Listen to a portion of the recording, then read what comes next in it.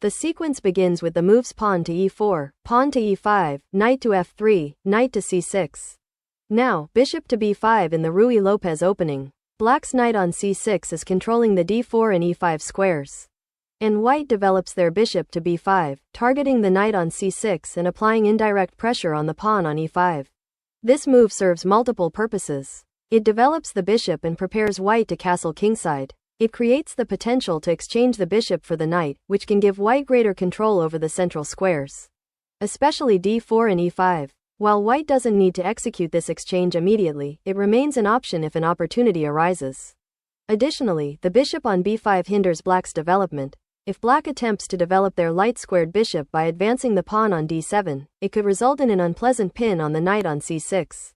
This adds a layer of strategic pressure to black's position. Alright, so that's the reasoning behind the move bishop to b5. As you can see, it aligns perfectly with white's overall plan of maintaining strong control over the center and counteracting black's attempts to do the same. Now, black responds with pawn to a6, which is the most classical variation in the Ruy Lopez opening. While there are other modern and trendy variations, starting with this classical one is ideal for understanding the fundamentals of the Spanish opening. The purpose of the move pawn to a6 is simple. It challenges the bishop on b5, pushing it back to a less active position so that it is less of a nuisance for black.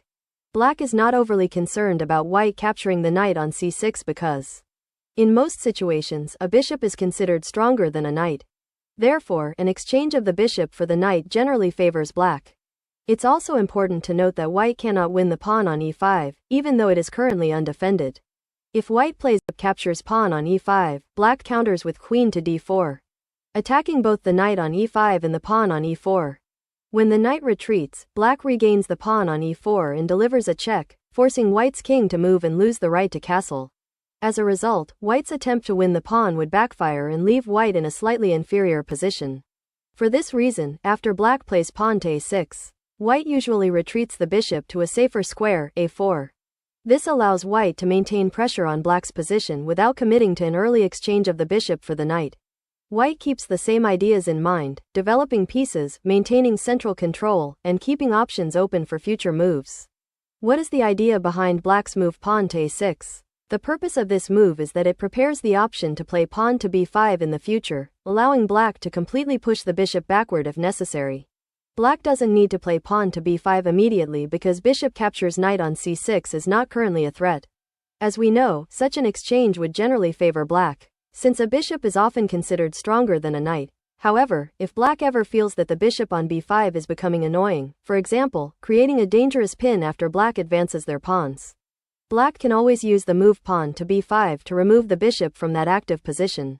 For this reason, black plays pawn to a6, keeping this possibility in reserve. Next, black develops their knight to f6. This move develops a key piece, attacks the pawn on e4, and increases black's control over the center. Here's an interesting question. How should white respond? The most intuitive options might be for white to defend the pawn on e4 by playing knight to c3 or pawn to d3. Both moves would solidify white's control of the center, while continuing development. Here comes another key idea of the Ruy Lopez opening. If you recall, at the very beginning, we discussed the concept that in an ideal scenario, white aims to control the center with pawns. The goal is to maintain the pawn on e4 and support it with another pawn on d4, achieving a perfect pawn center and dominating the center of the board. For this reason, white's main plan in the Ruy Lopez is to play pawn to c3, followed by pawn to d4. This is a long-term strategy, not something to execute immediately, but rather after proper preparation. Once achieved, it fulfills white's primary objective of central control. If white plays pawn to d4 right away, black can simply capture it, and white cannot maintain the pawn in the center. However, by first preparing with pawn to c3, white strengthens their ability to support the pawn structure. For example, if black plays random moves h6, white can then follow up with pawn to d4. If black captures on d4, white recaptures with the pawn from c3, retaining a strong central presence. This is not a specific variation but rather the core strategic idea behind white's plan. The ultimate goal is to establish and maintain control of the center, which is crucial for success in the Ruy Lopez opening. Let's return to the actual variation. For this reason, white avoids moving the knight to c3, as that square is reserved for the pawn to support the future move pawn to c3.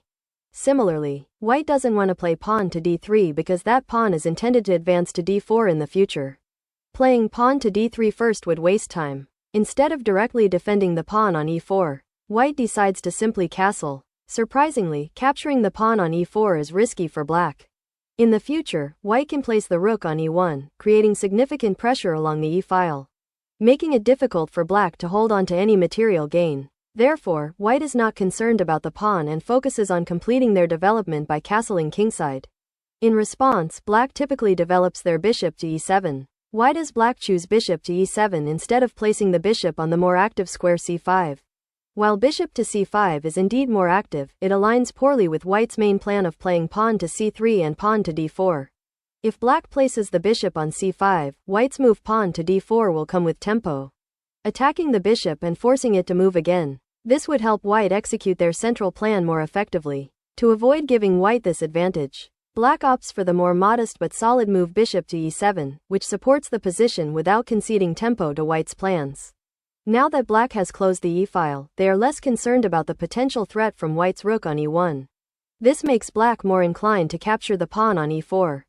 To prevent this, white defends the pawn by playing rook to e1. With the pawn on e4 now defended, white renews the threat to black's pawn on e5. If black plays a move such as castling kingside, white could exchange the bishop for the knight on c6 and then capture the pawn on e5.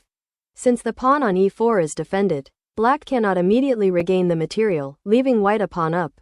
To avoid this, black first plays pawn to b5, forcing white's bishop to retreat to a safer square. After this, black can choose to either castle or play pawn to d6, a standard developing move. For example, pawn to d6 not only defends the pawn on e5, but also opens up the diagonal for black's light-squared bishop to develop. This move also creates a subtle positional threat. In the Ruy Lopez, white's light-squared bishop is a key piece, exerting significant influence along the diagonal. This bishop can potentially become even more powerful if placed on d5 in the future, where it can dominate the board. By playing carefully, black ensures that this strong bishop does not become an overwhelming advantage for white. For example, in contrast to the dark-squared bishop, which is not very active at the moment, white's light-squared bishop is playing an important role, exerting significant influence. With the pawn on e5 now defended, black's knight is free to jump to e5, potentially trading off white's strong light-squared bishop. To counter this positional threat, white needs to secure an escape path for the bishop. This can be done comfortably by playing pawn to c3, which serves multiple purposes. First, if black plays knight to e5, the bishop on b5 can retreat to safety. Additionally, this move supports white's main strategic plan of preparing to play pawn to d4. Let's say black castles kingside. It might seem like white is finally ready to play pawn to d4 after all the preparations. However, white typically makes one more preparatory move by playing pawn to h3. This prevents black's dark-squared bishop from coming to g4 and pinning white's knight on f3. If white plays pawn to d4 immediately and black responds with bishop to g4, it creates an annoying pin on the knight on f3. This pin, combined with pressure on the pawn on e4, can give black some attacking opportunities. While this isn't a critical problem for white, it does create unnecessary complications. By playing pawn to h3 first, white removes the possibility of this pin, ensuring that the knight on f3 remains free to support the center. After this move, white is fully prepared, and nothing can stop them from playing pawn to d4 on the next turn. Overall, white's pieces are more active, and white maintains a slight advantage, both strategically and positionally. Thanks for watching.